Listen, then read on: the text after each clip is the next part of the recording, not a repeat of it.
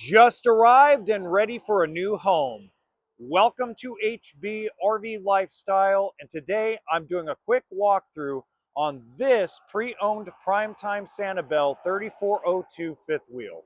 It has an auto level system, 2 air conditioners, plenty of storage, and the best part is it's under $35,000. It is on consignment, so I'm not going to give exact pricing. If you'd like that, it's going to be in the description box below. And what's going to be there is the website where it's located so you can get exact pricing. Now, most people are like, why don't you just give it away now? Well, let's say the customer decided to raise the price. It is their fifth wheel. It's their piece of inventory. We're just here to help them sell it. If they want to lower the price, that's up to them as well. So if you want up-to-date pricing, please make sure you check out the website in the description box below. Now, over here, the GVWR, the gross vehicle weight, is 14,190 pounds. It's got a 2,735 pound cargo capacity. Now, as I mentioned, it does have an auto level system, furnace, 10-gallon hot water heater. Now, this was camped in and lived in Oregon during the winter. Okay, so you're going to see some rust.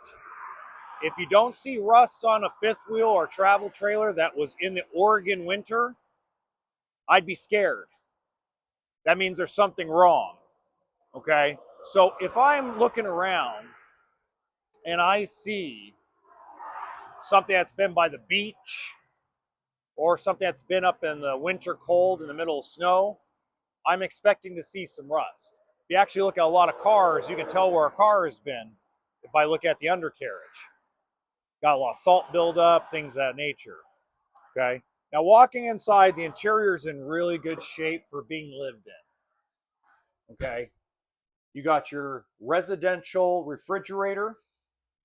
And actually, it's in good shape. Usually, what we see is we see a lot of these getting dented and scratched up pretty bad, especially on the shelving and the interior. For being 5 years old and being lived in, it's actually in really great shape. There's only one little ding right there, so that's pretty good. You also have the bigger microwave. Again, nice and cleaned up. 3-burner stove, oven, lots of kitchen counter space. All the cabinetry has not been scratched and dinged up.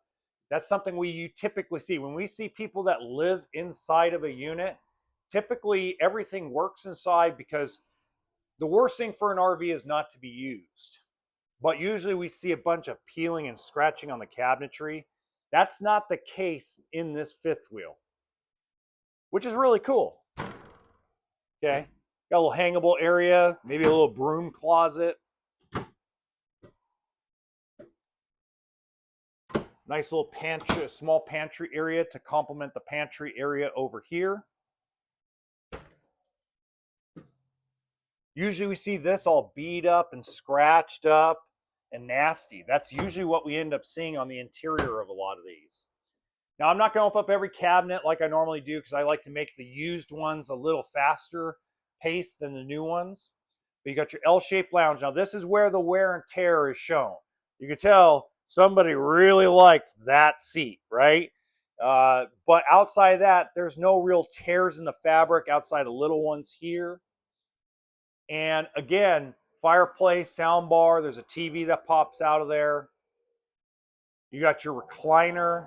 Now this one only has one inside and it's missing a dinette chair.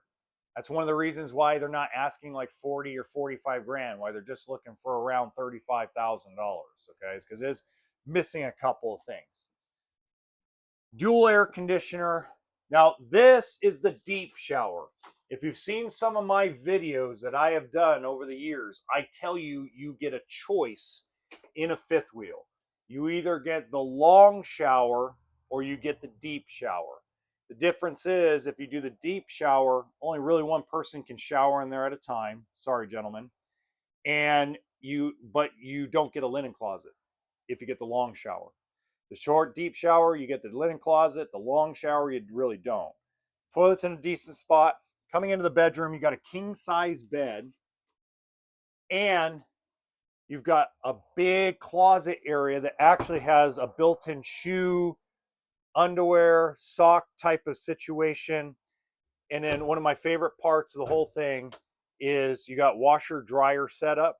Now the washer dryer setup, I would recommend a combo washer dryer because then you can keep the hangable stuff, maybe hang your shirts or things of that nature, so you still keep some of that closet space.